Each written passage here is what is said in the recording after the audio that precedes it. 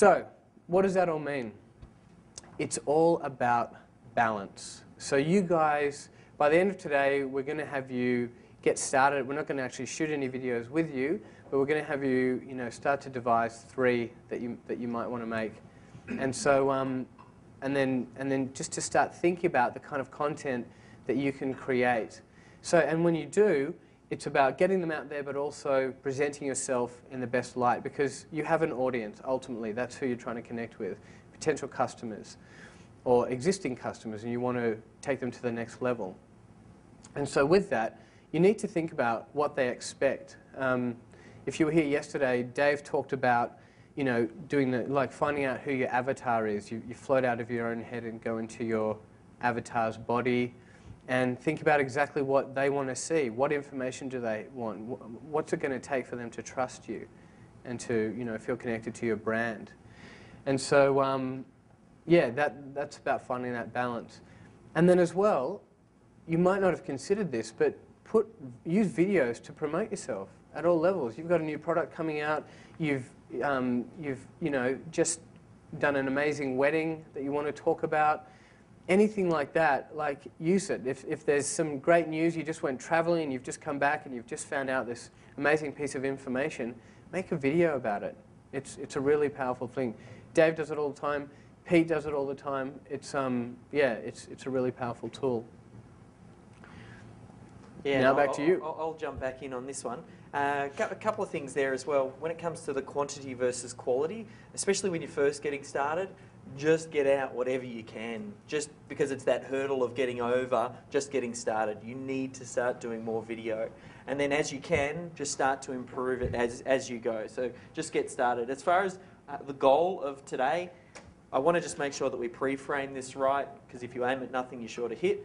So what we're trying to do right at the start, we talk about opening your mind to what it is that you can do with video. We're going to introduce you to the different tools. We're going to introduce you to the equipment, show you how to set it up, show you how to then get that video out there and distributing. And then at the end of the day, probably one of the sessions you'll look forward to most is then, well, how do we take the knowledge that we learnt today and then convert that straight into cash? So we've got that. And then the other thing as well, which Ben is really good at, is then bringing it all back down to, well, let's actually create an action plan. So at the end of the day, right, in one of the last sessions, we'll talk about planning out, as you were saying. What videos are you going to work on? How are we going to do the scripting? Scripting is an area that I know Ben's going to go into more detail that most people just skim over, yet it's probably the most important thing when it comes to writing video. So we might have a question just up the side here. Pete might run up with a mic. Yeah. It's such a fun job.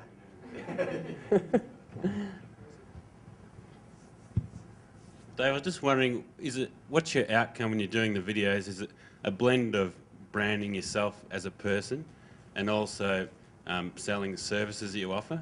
And what's your mix with both of those? Yeah, good question. It depends on where the video is being distributed. I think for YouTube, for me, you need to set up that outcome first, and Ben's going to talk all about that in the scripting area, and we'll talk about some different styles of video. You might have a testimonial video, you might have a video that's selling a particular product or service, you might have a tutorial type video. There's a whole host of videos, so each video is going to have their own outcome, and part of it will also be related to where it's distributed to. If you're distributing to YouTube or you're distributing to Facebook, Facebook's a completely different kettle of fish. If you jump into my Facebook account, what are you going to see? You're going to see photos and videos of Kaz and I on our last holiday. I make a little video of us when we did our Europe trip, and I'll put it on there. And the reason I do that is so when my clients, I know some people use fan pages, I'm still building under my own personal profile and I'm accepting everyone. I will shift to the fan page model, but at the moment I'm accepting everybody in, and it's so the clients can connect with me and go,